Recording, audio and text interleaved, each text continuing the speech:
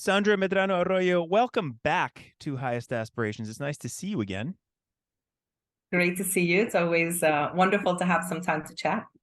Yeah, especially in this format. I feel like we get to chat a lot internally at Ellevation and collaborate together. But I think this is a pretty special episode as we round out 2022, and I can't think of a better person to bring on to talk about some learnings and predictions. But before we do that, let me kind of set the stage a little bit. The last time you joined us on Highest Aspirations was the end of 2021. We talked about bridging the gap between policy and practice in dual language programs, which was a really well-received episode, something that you obviously are kind of an expert in and know a lot about and provided a lot of information for us. And as we come to the end of 2022, I wanted to bring you back and talk about some of the learnings we've experienced over the course of this year, which despite kind of having maybe gotten over the hump of the pandemic, it was a very interesting year for educators. So what did we learn? What have we experienced over the course of the year? And how might that help inform policy and practice moving into 2023? So that's kind of the topic of today. But thinking a little bit about setting the stage and kind of what you've done this year, you've been doing a lot of work kind of behind the scenes, behind the scenes and in front of folks at conferences as well. So talk to us about some of the work that you've done over the course of this year, both in the field at conferences and in schools and with Ellevation in your development of our new professional development modules, which has been really exciting. That has really been exciting. I loved the fact that you prompted me to reflect on the year and think about all that we've accomplished. We started this year out mid-January or so. We launched 13 modules. And from the beginning, there was a lot of excitement, a lot of conversation, a lot of give me more, which was great. And it motivated us to go right back and continue authoring and creating these professional learning modules. And so by the time our teachers came back to school around August or so, we had another 8 modules. And we ended the year about 3 weeks ago, releasing another 6. And I'm very excited because we were actually able to add to our dual language professional learning module. So that was great. Teachers enjoyed the fact that they're based on our instructional practices. Mm-hmm. So it's something that they were already familiar with. I think that the instructional cycle that we used, which was teach, learn, and reflect, really resonated with teachers. I think they enjoy watching that quick video, 3 minutes. Let me hear, let me see, give me that information. Why is this important? Right? And then they move into reviewing the data for their students, which oftentimes might be the very first time they're looking at that data. Right. And there's a reflective question after each one of these activities. So that data piece is one that we really put a lot of mind to. What are we asking them to look at? What are we presenting? What type of information? Because it's all their kids. And if we want them to truly impact student learning, then they really have to understand what they're looking at. Mm-hmm. Right? So it's followed by an article, which is also research-based and reflection questions. And then, of course, the start of the module is our instructional activities, where teachers get to choose 3 instructional activities to actually embed in their lessons and use with our kids. So modules are adaptable. I think that's what really not only our teachers, but even our administrators enjoy, because you spoke about this post-COVID world, and we'll talk more about it later, but these modules provide that type of flexibility. You can do a part of it asynchronously, another part of it you can do together as a group in a faculty meeting. Mm-hmm. You've got the rigor, you've got the research. And so very popular, very exciting. We're already planning a catalog for next year. So I can't wait to see how it continues to be received. Yeah, I'll let you continue in a second. I know you have more to say about the year and what you've done, because you haven't just done that. You've also been at some conferences as well, which we'll talk about. But I have to say, just interrupt a little bit. In my work, I was able to kind of author some case studies and go to some districts and see kind of how they were using them. And me, as kind of a self-professed kind of professional development and digital learning kind of nerd, that's my whole thing. Having been a teacher for a long time and then coming here to Ellevation, it's been really well received for the reasons that you have mentioned. And it's been really, really nice to hear from folks knowing that they can use these in a variety of different ways. They still have the structure they need, right? And the research-backed information they need to be able to make choices on their own, but those choices are informed obviously by a nice structured PD experience or professional learning experience. Yeah. So you mentioned conferences. I know a lot of our Ellevation team members have attended numerous conferences this year. I was just so excited to have attended NABE in February and La Cosecha. It was almost like the beginning of my year and the end of my year ended with bilingual education. It began and ended with bilingual education. And that to me is always exciting. NABE in February was especially exciting because it was the first face-to-face conference I had attended since February 2020, right before our time stopped. You know, the world stopped around that time. And then at La Cosecha, I was actually able to present, which was fantastic because I presented a lot of the activities that are embedded in our sociocultural competency module. And again, full house. It was funny because when I walked in, I thought it was right after breakfast. And I looked around and there were lots of people sitting, but of course my room had tables, round tables and chairs. And I thought, I'm sure they're just here having breakfast. And so I announced, we'll get ready to start in 10 minutes. This is the session if you'd like to stay. And they're like, no, we're here for the session. I kept thinking, oh boy, it's already half full. That's great. So it was wonderful to see so many people wanting to know and learn more about that topic. It's a good feeling. So, and the conferences have been a wonderful way to connect, to network. I think that they are so useful to us as educators, whether it's virtual or face-to-face. Obviously, the face-to-face, we all enjoy it, that energy. You don't usually get in a virtual conference, but it's important to have that opportunity to listen and hear things from different perspectives. Yeah. And the chat, although it's great, and we can show emotion and excitement in our chats, it's a little different when we can go to a face-to-face. So it's been exciting to go back out. Yeah, I heard great things about La Cosecha. I was not there. I heard great things about your presentation, both from folks here at Ellevation and outside of Ellevation.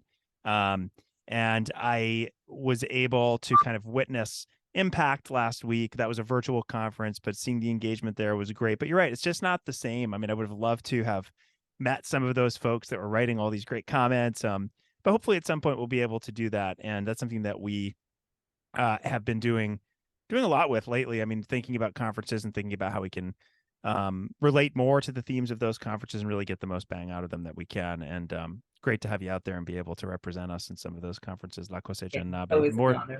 More to come this year, hopefully. So kind of the framework of this, Nat, we had this idea last minute, so I should thank you publicly and let everybody know that this is something that came together really, really quickly because I just had this idea as we were putting together Impact, and I was talking to lots of folks in the field and trying to find guest speakers and thinking about the main topics people were interested in. I just thought, well, it's a good time to reflect. Let's think about kind of, what some major learnings were in 2022 and then make some predictions for 2023. And so let's get into that. So the way that we did this was I sent you some prompts and you sent me back some ideas. And so I'm going to kind of point out the predictions that you've made in a very general way. And then I'm going to let you kind of talk more about them and maybe we'll discuss a little bit. So we'll go through 3 key learnings from 2022, and then we'll get into 3 predictions, maybe even hopes for 2023. Perfect. So the first one you sent me, we've done a lot of work on over the years. I don't think we've cracked the code on it yet, and I don't think anyone has, but we're working toward it. And that is family engagement and how it continues to evolve, particularly post-pandemic, if we're considered post at this point. So tell us more about that. Yeah, so post-pandemic, it's interesting. For so long, when we were all thrust into the virtual world and how do we continue that learning for our kids? And, I used to have a lot of conversations with my colleagues. As educators, we went into our kids' worlds as opposed to them coming into ours, right? They used to come to school, they'd come into our classroom, and we kind of had everything under control. Now, suddenly we were thrust into their world where everyone's life was out of control during that time. As much as we kept saying, this is going to be okay, after a couple of days, we were all like, wait a minute, this is not okay. This is not okay. Yeah, it sounds familiar. It's not okay. So we were thrust into their world, and I think it opened up a brand new door of what we call family engagement, more so family, perhaps advocacy, Mm-hmm. empowerment. Families want more of a say in their kids' day-to-day education. You know, they had a glimpse of that for many months. They had a glimpse of what did it look like in a science class? What did it look like when they were learning how to read? And it was not at all the way it would have looked in a classroom. But regardless, families saw that and realized that they should know more. And I think that that's a general consensus. You know, I think that, and there's also a cultural aspect to that. You take your child to school and you have certain expectations, you know, as their parent or guardian. The expectation is that they're going to be safe, they're going to be taught, and they're going to become contributors to a greater society. And I think that families have now changed. They've shifted their mindset a little bit about Mm-hmm. wanting to be or play a greater role in that learning community. Right. To boot, we were all communicating through Google Translate, through all of these great apps that came out and literally just saved our lives, right, as educators, so that we could still communicate with parents and let them know what was going on. And I think that the expectation is that that should continue. Yeah. So a lot there about parental. I kind of mixed everything into one big learning, but there's just so many different parts to it. Yeah. Well, I think this is pretty general. Like, we're not going to crack the code on all of these pieces, but I think you brought up some really key points. And I think maybe the biggest point is, I heard you mention a few times, or I'll paraphrase, like parents and families were getting kind of a taste of what communication might look like, and what it did look like in that kind of madness of the pandemic. And so much of the other learnings or opportunities that we have to learn from the pandemic, family engagement is one of those. And I think we'll talk a little bit more about technology and digital tools later, but that's one of them, right? All these things that, as you said, saved our lives, and were thrust. Even teachers who were maybe really reticent to use technology now had to, so they learned how to use these things effectively. So what can they do for us now? How can they even be more powerful? The other thing that you mentioned that I can't resist kind of bringing up, because I think it's really an interesting point, and one that I actually haven't thought too much about, is the idea that the teacher came into the student's world, right? As opposed to vice versa. Kind of levels a playing field a little bit, right? And brings a whole new perspective in that I think we should continue to think about, even though in most cases that's been reversed now. I agree. I think there was a lot of debate. Do we keep the camera on? Do we keep the camera off? Is child engaged? How do I know if he's engaged? You know, we didn't stop for a minute long enough. We couldn't. I mean, during that time, we couldn't. That is the honest truth, right? But we needed to have stopped for a minute and recognize the fact that everybody's home life is not going to be the same. Parents struggled a lot with technology. Again, we go back to those cultural differences. What do you mean you're learning through a computer? You know, and the fear of what else students could do on the computer, because our kids are, and we'll talk about that, I know, digital natives. And so they maneuver their way around this digital world so much better than parents do. So there's that fear there. So yeah, I don't know that we gave ourselves enough time to really think about the fact that home looks very different for everyone on any given day. Right. Yeah, messy. It's messy for sure. Not homes physically, literally messy, although mine sometimes is. I mean, just in general, the learning in a situation like that is very messy. I want to be careful what I say. Okay. So as much as I could talk about that for the next hour, I want to go on to the next learning. So that's one. So like we'll think about family engagement, and there's lots of, we've done a lot of episodes on that. There's a lot of resources in the community on that to look at as well in our EL community on our website. The next one that you mentioned, and is one that I'm familiar with because I've interviewed lots of folks who've talked about this, is you talked about how over the course of 2022, linguistic repertoires have been more readily accepted. And as I said, we've talked about this in a few different places. We brought Dr. Jose Medina on for the second time this year. He talked a lot about that. What are the headlines here? Why is that the case? I mean, that's obviously a good thing. Definitely a good thing. And then I started to wonder, is it because this is my world and that's why I think it's a learning for me? But maybe not, because as I read the themes for conferences that are coming up in 2023, as I listen to, you know, these online webinars that when I have the opportunity to do so, more and more conversation is happening around accepting and tapping into our kids' linguistic assets. I think more people are open to the idea of culture and language being one. You can't separate the two. And what can we learn about culture through language, as well as what do we learn about language through culture? And in the world of dual language, which I was a part of for so long, that was always the case, right? We didn't think twice about it. Right. It's even one of our pillars for dual language. But I think that outside of dual, more and more so, educators are understanding that we need to tap into the language our kids bring into the classroom, so that they have a better opportunity to demonstrate what they already know, but they also have that, you know, that heads up on cementing that new language to what they bring. And so I'm loving all of that conversation about truly taking what they know and literally running with it, right?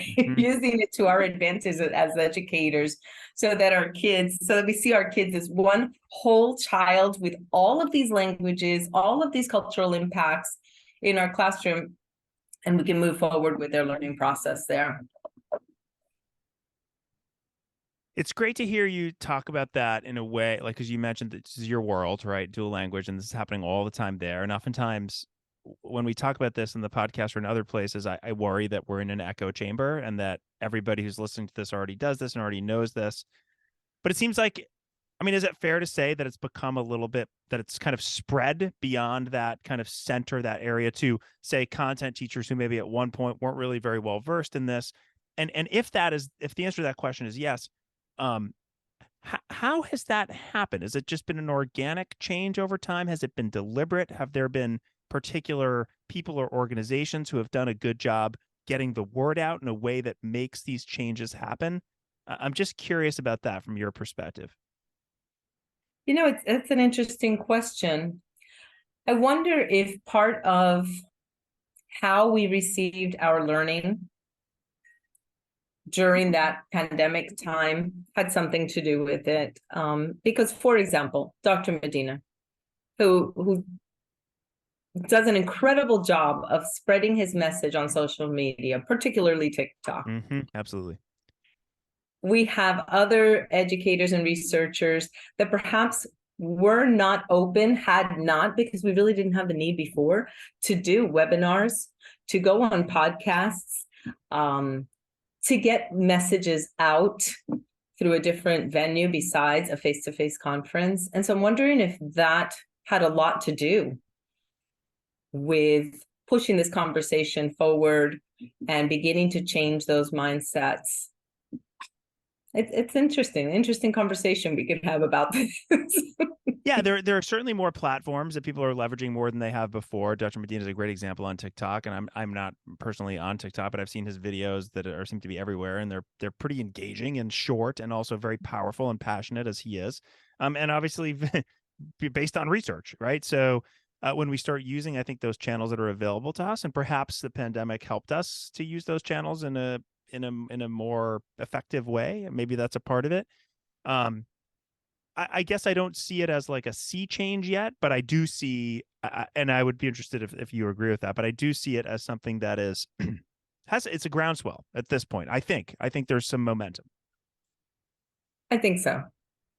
I truly think so. I know a lot of research is being tapped into.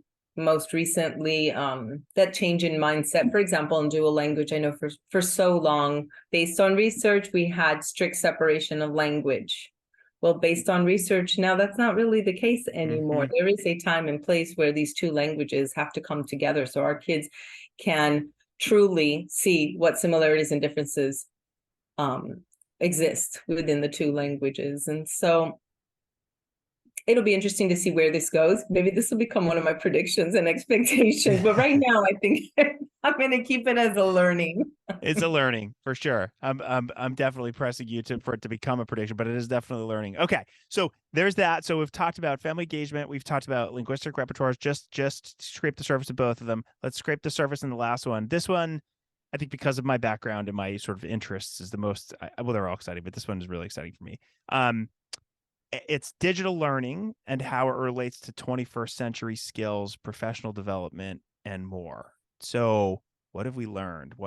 Tell us more about that. So I can't speak for every district nationwide, obviously.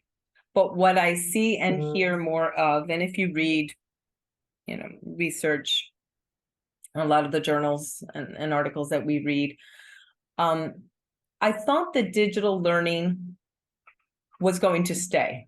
And I don't mean all day virtually, not at all. Mm-hmm. But I did think teachers would continue to tap into a lot of the technology tools that they were forced to learn during the pandemic. And I'm seeing with educator friends and families and relationships with school districts that that's not really the case. And I'm glad that everyone's enjoying going back to school, back to the face-to-face. But I sit here and I think, our kids are digital natives. This is the world that they were truly born in. They are so used to communicating with someone on the other side of the world through their gaming systems. When they're watching TikTok, which we just mentioned a little while ago, they've got the entire world at their fingertips, and in a heartbeat, they will find what they're looking for and make sense of it. If they don't understand it, they'll continue to look for more information.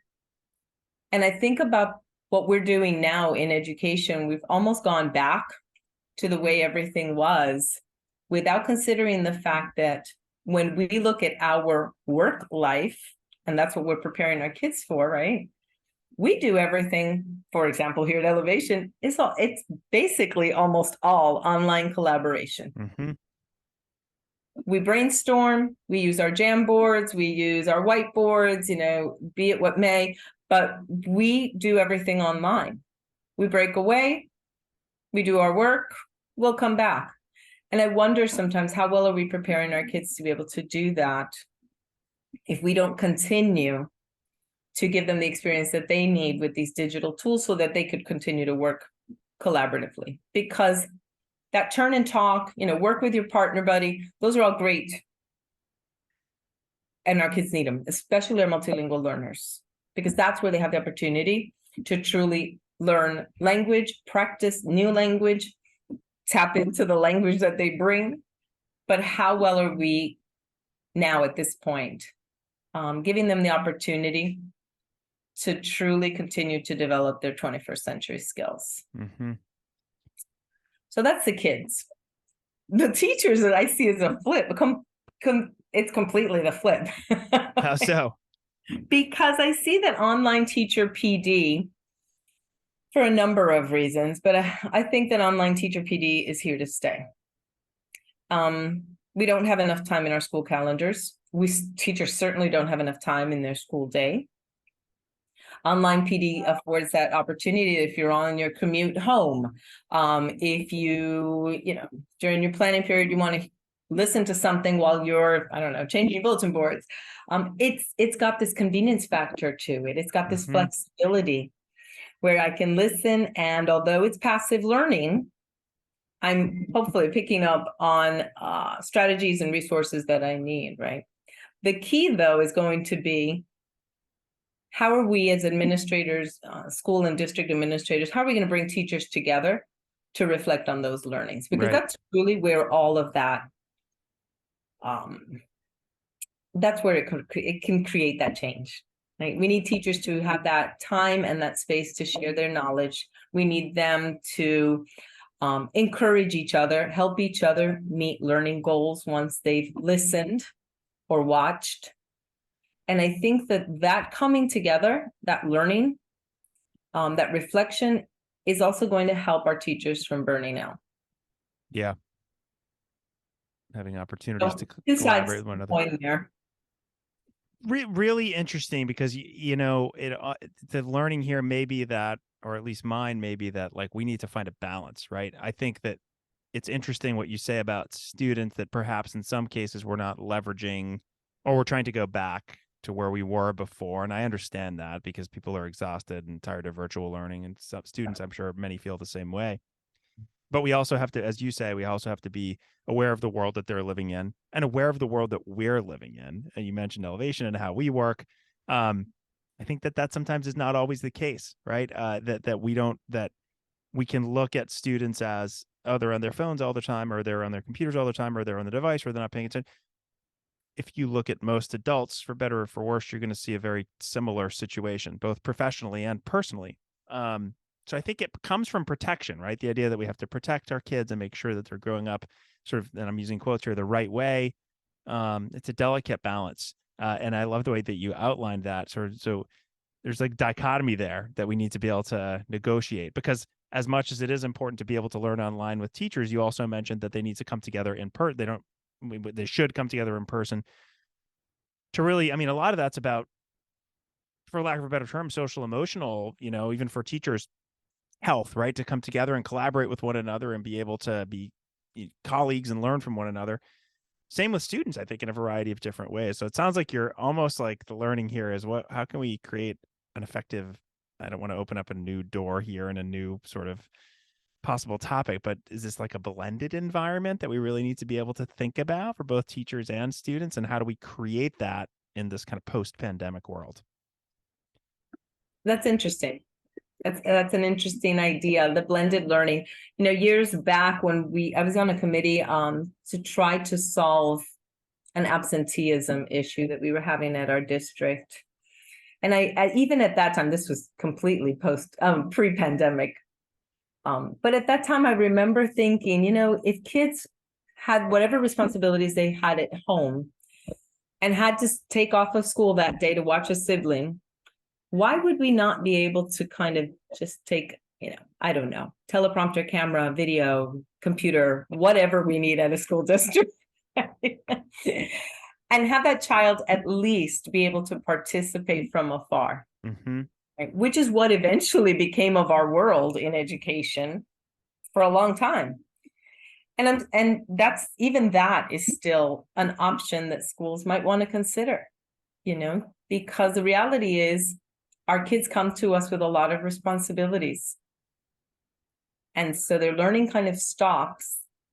Their absenteeism rates go up. I mean, there's just so many other repercussions that perhaps we can start nipping in the bud by thinking of using technology in different ways. Yeah. Be that blended or otherwise. Huge topic, one that we, again, just scraped the surface of, but I think that is a key learning and important learning. And I think as we close out 2022, most schools were back in session, and so this maybe seems like, well, this is something we should have talked about in 2021 or 2020 even, but I think it's still important, because I don't want us to lose the momentum of what we did learn and what we have been learning over the course of the pandemic, and then go back completely to where we were. That's kind of one of my biggest fears, and that's why I think that learning and digital learning and how it relates to everything that we talked about is so crucial. So those are some learnings, right? Let's get into some predictions, or maybe we could even categorize them as hopes as we think about 2023. This is the last episode of Highest Aspirations for season 9 and the last one of 2022. So I wanted to talk a little bit about the future. Let's do this a little bit different. Let's free form it a little bit. So you have 3, and I'm going to let you kind of address them as they come up and just let us know what they are. And then I may kind of stop you and just ask you some questions. But what's the first? Because in my first prediction / hope is a greater focus on equitable education. I love that. I love it too. The idea is exciting. And I think that, we touched upon linguistic repertoires and people being more open to tapping into all that our kids bring to our classrooms. And so equitable education, that's just a whole different world. But I'm thinking it might work exactly the same way, in the sense that more people are being more vocal about it. More conversations are having. are being had about this topic. I think that, as you mentioned, we can't forget what happened to us as a society. Our kids are suffering, the kids and adults are suffering the repercussions of that. Mm-hmm. I think that there will be more of a focus on ensuring schools are providing all students with support and the resources that they need to achieve their educational goals. And that might look very different based on the kids' needs, right? And so when I think about our multilingual learners, I think that we need to do a better job, we as educators need to do a better job disaggregating the data. Knowing how many ELLs you have in your school is important, but who are they really, right? How long have they been here? Where do they come from? Who did they travel with? Or how did they get here? Or who do they live with? We've got to be much more strategic when we look at that data and ask the right questions to start to notice if there's any common elements of need. And then we take that whole child approach, keeping in mind what the students need, and then work on that in groups.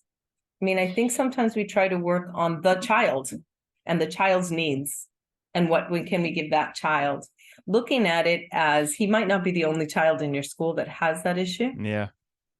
And that has that need or would benefit from that resource.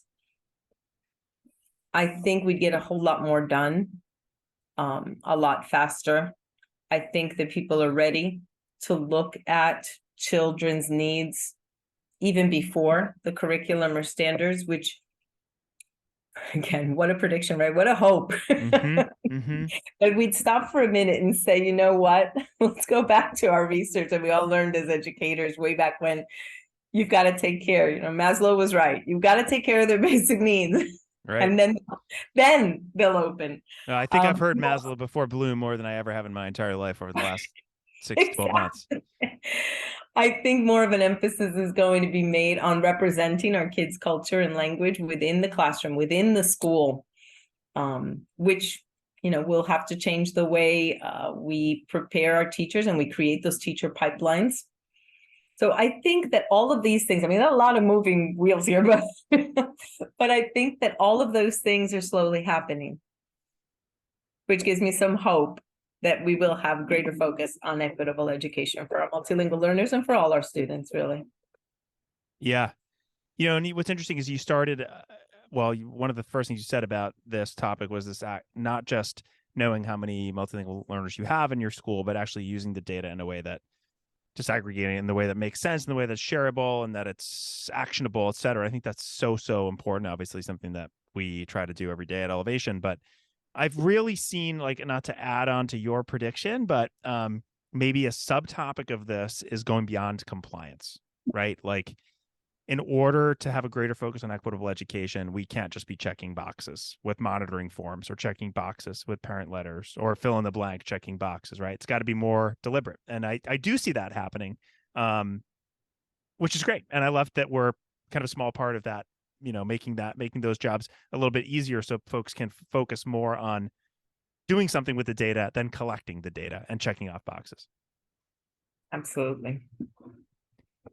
All right. So let's talk about checking off boxes, since we're already on that topic of checking off boxes.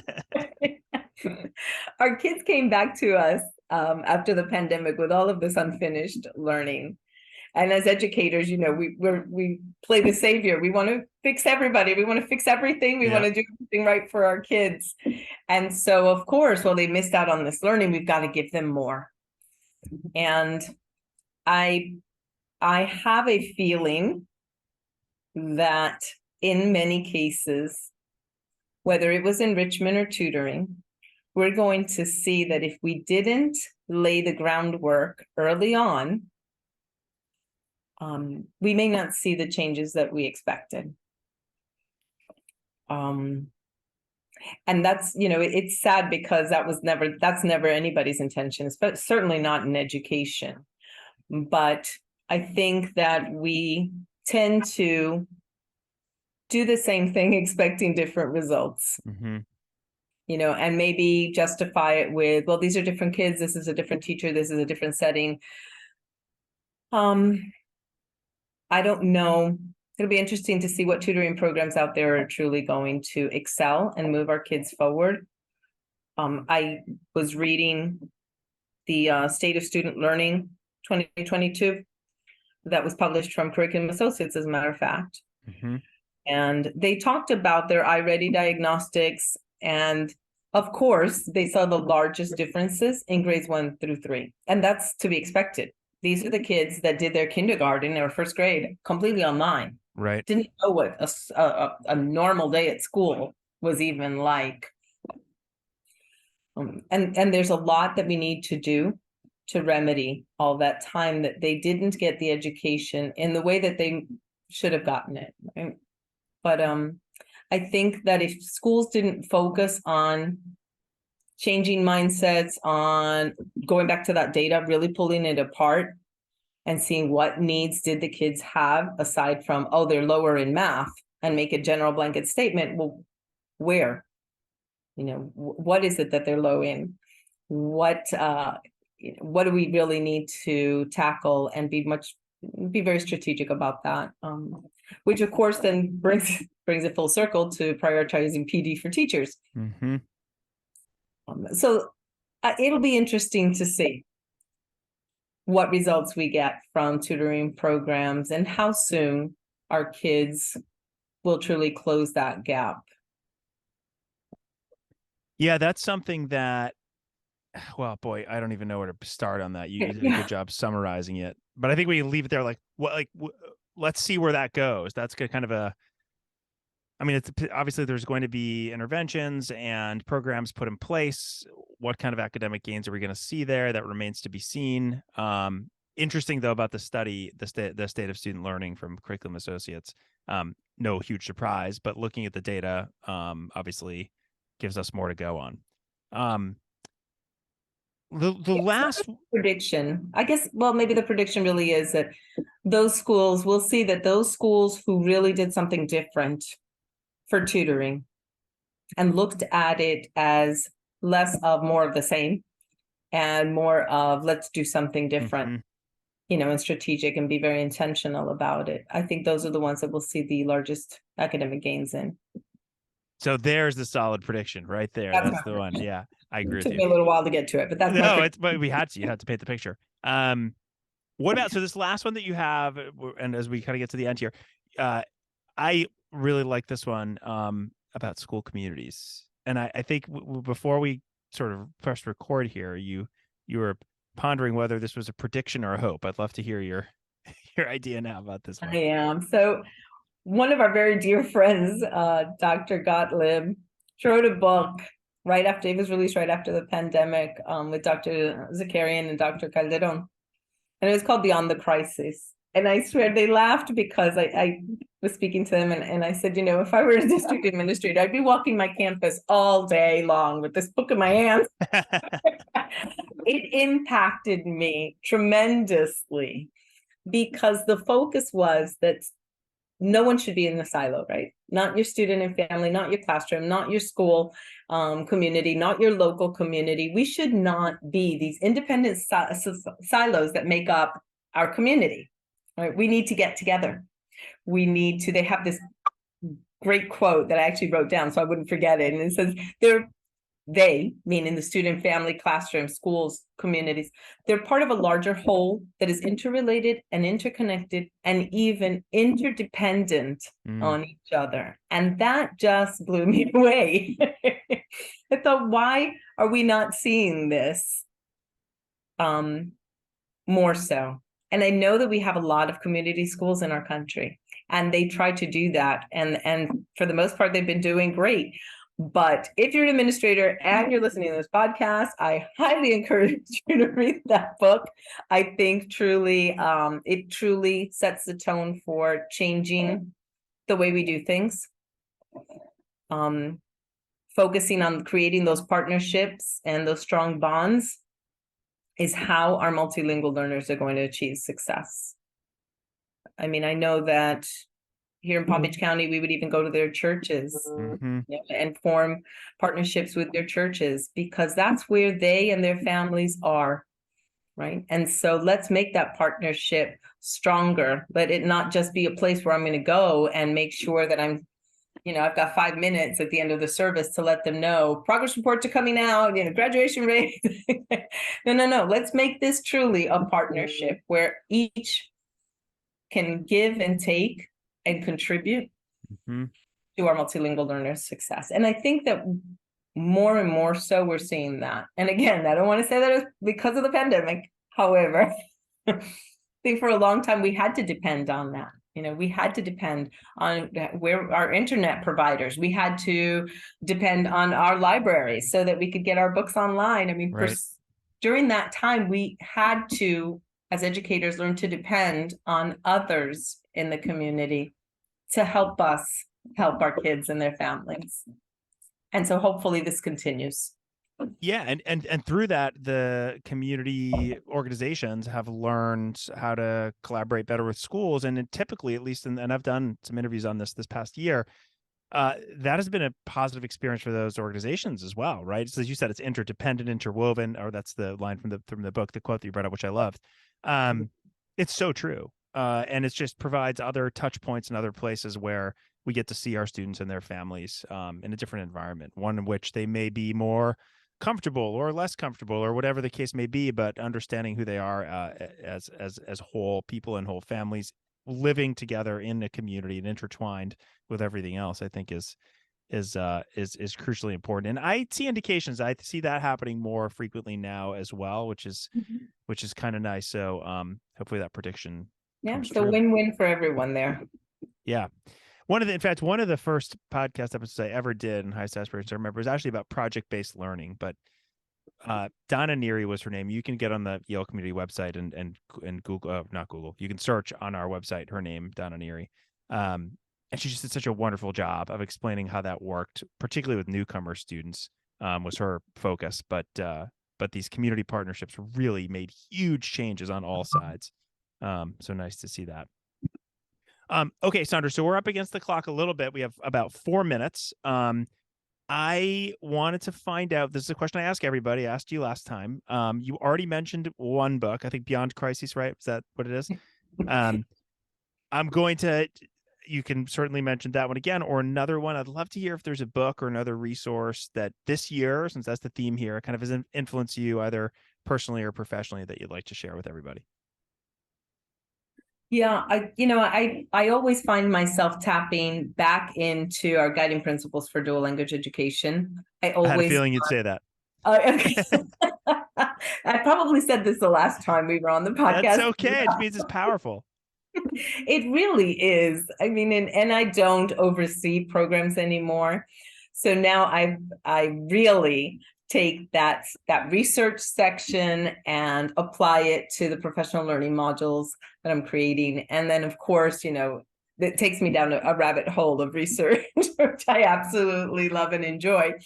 But there's just so many great published books out there. I mean, I mentioned Gottlieb, Dr. Escamilla, also Thomas and Collier are my, I'll always go back to them. The Freemans, and a lot of these people have been your guests, I know. Advancing Equity for Dual Language Education by Dr. Castro and Dr. Romero. So a lot of books come to mind, and as I've been authoring a lot of these professional learning modules or modules in general for our multilingual learners, I find myself diving into their books more and more often. Great. So I typically ask a question at the end. How can people learn more about the work you're doing? You're at Ellevation. We're all at both of us are at Ellevation, obviously. I'm going to ask you the same question, but I'll kind of frame it a little differently. Like, where would you recommend folks go to learn more about the work that you're doing here or some of the topics that we talked about, et cetera? Yeah, I personally truly enjoy our ELL community site for a lot of reasons. I think that the blogs that we have that have been authored not only by some of us here at Ellevation, but by our advisors are truly insightful, provide a lot of information and research that we need as educators to be armed with So I think that definitely I'd send them first to our Yellow community site I to would learn too, about that. but I'm biased. Yeah, no, I don't blame you. It's a good site. And I love that when you do a search, there it pops up and it's great. I remember when we fixed that. It didn't always work, I will admit, but when we fixed it and I typed something in, I said, "Oh my, it really works." And we had our Impact conference last week, and folks were really there. I always surprised me how many people don't know about it, because it's all free and available. And it really, the more time that goes by, the more resources we have and the easier it is to search. And so this particular episode will also be accompanied by a blog post eventually, which is great because every episode that we do, we know that not everybody's going to listen to a podcast, and that's fine. But then there's a blog post as well. So there's a lot there. And then there's also a lot of the resources that you mentioned, Sandra. And we will be kind of going back to the beginning of this episode. We'll be back kind of on the conference beat this year, presenting, and maybe you'll get to see one or both of us there, and would love to see you, anybody who's listening to the podcast. So I guess this is the time to thank everybody for listening in 2022 and kind of helping our community grow and contributing. There's been so many great guests, including you, Sandra, who've come on and shared their knowledge. So I'm just grateful for you and everybody else who's joined us for season 9, and season 10 starts in the middle of January. Can't wait to hear all of our advisors and our experts. This year has been very successful. So congratulations to you and your team putting them together, because we've got star lineup when you look at the season, think, wow, that's impressive. It is. I'm very grateful to everybody, yourself included. So Sandra, I will at this point say thank you very much for joining us. We will talk very soon, I'm sure. And what a great way to end the year. Thanks so much. Thank you.